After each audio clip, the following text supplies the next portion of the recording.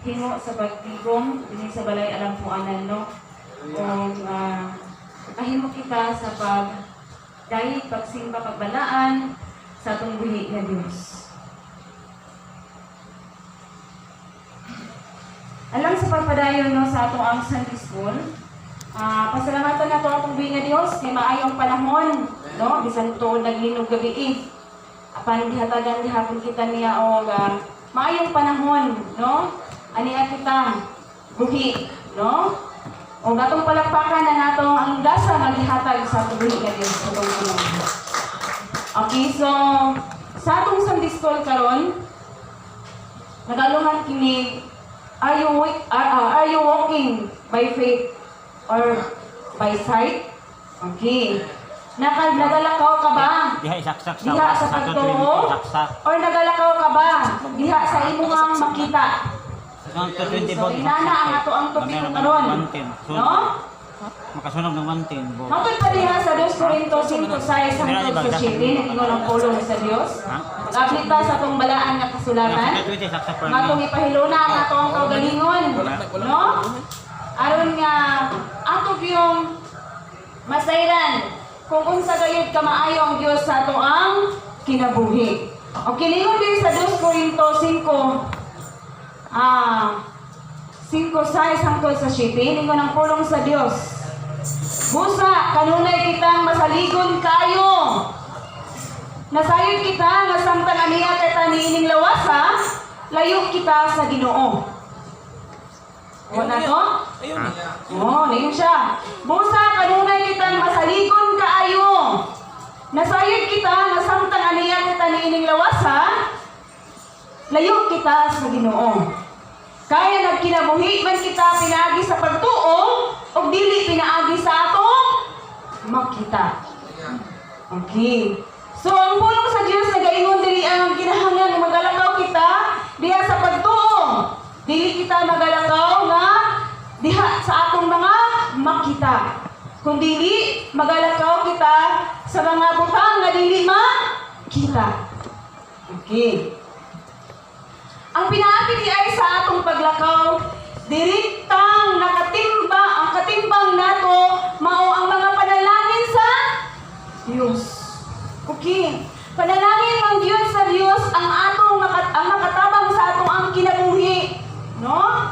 Nga samtang magalakaw kita diri sa kalibutan, nga puno sa kasabot, puno sa kalisod o unsa pa man ang hagit nga kahimtang nga ihatag kanato, ang katimbang na gyud nato ang mga panalangin sa Dios. No? Isip ko sa taka ng mga anak sa Dios, gikinahanglan nga ang atong pagtuo, nagbase kita sa pulong sa Dios. Gikinahanglan gid ay mga kaigsuonan, no? Nga samtang kita nagalakaw ini nga kalibutana o nagapasilikay-sikay dinhi aning kalibutana, kinahanglan nga ang atong pagtuo nagabase yun sa pulong sa Dios. So ayaw mo pag tuo dayon kung unsa man ang sulti-sulti sa inyong no? Kay mao kini ang substance sa mga butang nga atong gilauman, no? Bisan pa sa mga butang nga wala nato makita. Okay. Ningon dala sa Hebrehanon 11:1, ingon ang pulong sa Dios. Mesya? Ang kahulugan sa pagtuo, mao nga may kasiguruhan kita sa mga butang nga atong ginauman nga dili makita. So ang mga butang nga dili nato makita, mao gid na ang kasiguraduhan sa ato ang kinabuhi. No? Yes. Lisod manggipitaw gid kaayo nga motuo ta sa mga butang nga dili makita. Pero ang pulong sa Dios naingon siya nga adun nagayoy kasiguraduhan, no? Sa ato ang kinabuhi. Kung ang atong pagtuo, gibase nato or naata diri naglaom diri sa pulong sa Dios. Nga mao ang balaan niya kasulatan. No?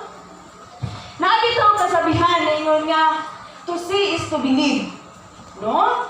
Ngayon sa kapastor, ingon siya, nisangyaw siya sa usa ka tawo. Yang sa diha nga iyang gisangyawan sa human pagsangyaw sa usa ka pastor ningon day ng tao. Pakita ako sa imong Ginoo, utusa ako mosimba sa imuha. Pagkalisod, no? To see is to believe, no? Nga kanang pakita usa ko mutuo. Mo magina ang mga tao, no? Pakita usa ko mutuo sa imo. O hatagi kong bersikulo. O unsa nang bersikuluha diha sa imong simbahan. Kay diha na yun ko musimba karon dayon. Pagkalisod ni anak, no? Nga mga unsa man na panguna-una sa tao. Gikinahanglan gyud na ang atong pagtuo nagabase sa pulong sa Dios. No?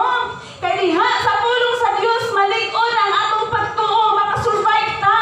Bisag unsa pa man ang hitabo sa ato ang kinabuhi. Tungod kay ang pulong sa Dios mao ni giya sa imuhang pagkinabuhi diri sa kalibutan. Mao ni mulig-on sa imuha. Bisag tayugon pa ka, bisag turugon pa ka sa linog, tindog gyud ka. Tungod kay lig-on ang imuhang pagtuo. Amen? Yes, mga kaigsuonan. No? Gikinahanglan jud di ay nga sa unang panahon, no? Diha pa ang apostolis, no? Diha pa ang si Jesus Christ nagpakatao. Daghan kayong mga milagro ang ipakita, no? Aron lang makabig ang mga katawhan, no? Di mo to ang pagpamatuod nga ang Dios buhi, no? Nga ang Dios gamhanan, no? Gipakita og mga gahom, mga unsa pa na diha ang gihimo sa Dios kay para lang namutuog yun ang usa ka tawo. Pero makaambit gihapon sila sa pagpakasala bisan pag nakita na nila, no? So ingon ana unsa pa kaha karon panahon na, no? Actually karon nga panahon is ang atong pagtuo nagabase sa Holy Spirit, no? Sa atong Holy Spirit nga mo'y mulig-on sa ato ang kinabuhi, no? Okay, diri na sa buhat 9, 32-35 niingon ang pulong sa Dios. Itong basahon.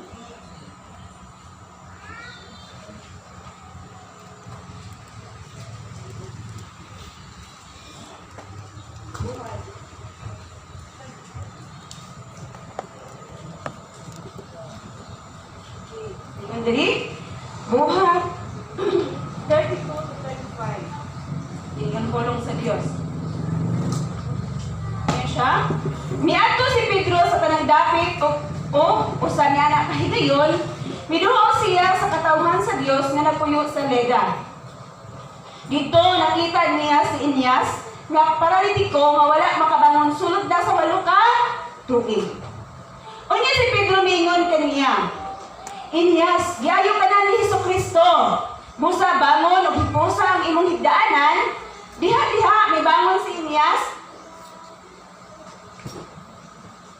Nakakita kaniya ang kanyang mga tao na nagpuyo sa Leda o sa Sharon o nangakapit sila ngadto sa Ginoo. Okay. Ang atong makuha diri ang leksyon diri sa buhat 9:32-35.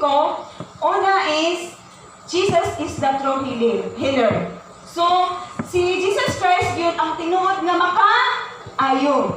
So wala giangkon ni Pedro nga niyo siya nga ako ang naigahom, ako ang nag-ayo nimo. So niingon siya nga unsa to? Ha? Sa tingin niya? Si Jesu Kristo nag-ayo kanimo tindog o hipusa ang imong higdaanan. It means nga ang Dios gyud ang tinuod nga makaayo sa tanan nato nga mga balatian, no? Ikaduha is God can restore what's been broken for you. No? Or what for broken for Inias, kasi 8 years niya nga protekton siya, no? Ang Ginoo ra jud ang makapasig-uli, no? Makapagbalik sa nahimulat nato. No? Nga mga dalan sa ato ang kinabuhi. So walay lain nga makapahibalik sa imong kinabuhi o maka-restore sa imong kinabuhi kundi ang Dios lamang. No? Kita mga mamulong or ang mga pastor, kana lang siya is gigamit na siya nga instrumento sa Dios aron ka nga maklaruhan, no? Pero atong ibaluan nga ang Dios ra gyud mo'y makapabalik sa imuha diha sa iyang kiliran, no? O maka-restore sa imong gibati, maka-restore sa imong sakit, no? Or unsa man ang imong kanaang gidala-dala, no? Karon nga mga basugan nimo nga mga gusto sa imong kinabuhi. So walay lain nga makapasig uli kundi ang Dios lamang, no? Kay atong hunaon nga bisag unsa pa man gyud, no? Kanabitang nana sa time nga kanang naipit na gyud ta na kana ang lisod na gyud kayo lisodan na bagid ani, no? Pero hinumdumi balik sa Dios, no? Kay di pawas na mabalik ta sa Dios, iya tang ayuhon, no? I-restore ta pagbalik og diha-diha. Og diha-diha maayo ta og atong makuha ang panalangin gikan sa Dios. So amazing gyud kayo ang panalangin sa Dios, no? Pero dili gyud tanan matod pagani, dili gyud tanan mao ang ingon gani diha nga ang imong plano dili mao ang plano sa Dios. Ang imong laraw dili pud mao ang laraw sa Dios. Pero kung kabalo ka na imong isubmit mo bitong nanatay mga pag-ampo, no? Isubmit na to sa Dios na Lord, ikaw man gyud ang nahibalo sa akong kasing-kasing sa akong hunahuna. So it means nga ang Dios kabalo sa na siya mo tan-aw, kabalo sa na siya mo basa sa imong hunahuna kung naa kay gipangayo nga imong gusto, no? Kay ang Dios anda man gyud siya nga moayo sa imong mga gibati sa imong kasing-kasing, no? So mao na, so may katulo ligo diri ang pagtuo nagkinahanglan og aksyon, no? Faith requires action, no? Si Pedro nisugo kaniya sa pagtindog sa pagligpit sa iyang higdanan o si Inyas nisulod pud siya dayon. So yan ana pud sa ato ang kinabuhi. Buhat pasabot nga kung ang Dios moabli na gani sa iyang puntahan aron kaayuhon unsa may atong buhaton. Mosunod ka og atong buhaton kung unsa ang gusto ug katuyuan sa Dios sa ato ang kinabuhi. So dili ta magsupat-supat mga kaigsunan, no? Kung gusto gani sa Dios nga ang atong kinabuhi, no? Iya tang unsa man tubagon sa atong mga gipangayo, unsa iyang gingon, lig-una lang ang imong pagtuo.